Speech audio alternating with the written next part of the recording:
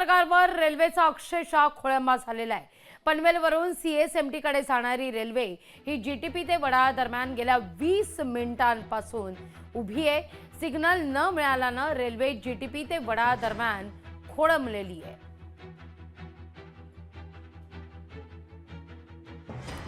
Signal न मिळाल्याने railway GTP ते वडाळा दरम्यान तशीच खोळंबल्याचा पाहायला मिळत आहे। या घडीची महत्त्वाची बातमी, हार्बर मार्गावर रेल्वेचा अक्षरशः खोळंबा झालेला आहे। आजचा रविवारचा दिवस असला तरी 26 जानेवारी आहे, प्रजासत्ताक दिन आहे।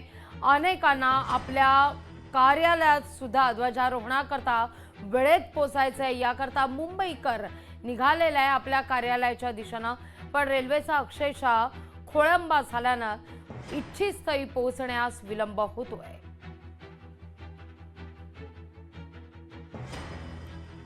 या सगळ्याविषयी अधिक माहिती घेण्याकरता थेट जाते आपले प्रतिनिधी भूषण शिंदे यांच्याकडे। भूषण, का अधिक माहिती या सगळ्या संदर्भात? मुंबईकर अक्षरशः खोळंबलेले आहेत, अनेक ठिकाणी लोकल तशाच खोळंबल्याचं पाहायला मिळत आहे गेल्या अनेक तासांपासून।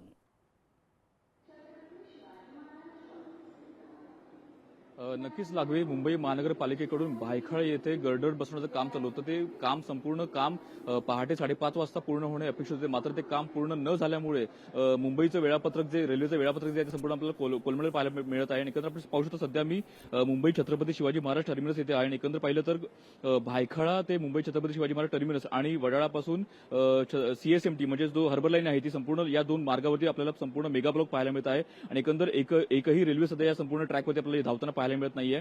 आज सुट्टीचा दिवस आहे, आज 26 जानेवारी आहे, त्यामुळे गर्दी काहीशी कमी आहे। मात्र तरी सुद्धा अगदी पहाटेची वेळ असून सुद्धा अनेक नागरिकांना, अनेक मुंबईकरांना याचा त्रास आपल्याला सहन करायला पाहायला मिळत आहे। एकंदर हे काम कधी पूर्ण होणार या संदर्भात पालिकेकडून कोणतीही माहिती अजून मिळालेली नाहीये, त्यामुळे कुठेतरी रेल्वे सुद्धा या संपूर्ण प्रश्नाची उत्तर सध्या शोधताना पाहायला मिळत आहे। एकंदर भायखळा ते सीएसएमटी आणि वडाळा ते सीएसएमटी हार्बर लाईन अशा प्रकारे दोन्ही मार्गावर सध्या आपल्याला रेल्वे जी आहे ती आपल्याला कोलमडलेली पाहायला मिळत आहे। एकंदर सिग्नल न मिळाल्यामुळे संपूर्ण जी विस्कळीत झालेली रेल्वे आहे ती आता नेमक्या किती वेळामध्ये रुळावर धावणार हे देखील सध्या अजूनही अनुत्तर येत आहे। त्यामुळे येत्या काळामध्ये नेमकं आता रेल्वेचं वेळापत्रक जे आहे ते कधी सुधारेल यातून अद्याप निश्चित नसल्याचं सध्या सांगण्यात येत आहे। लागवी,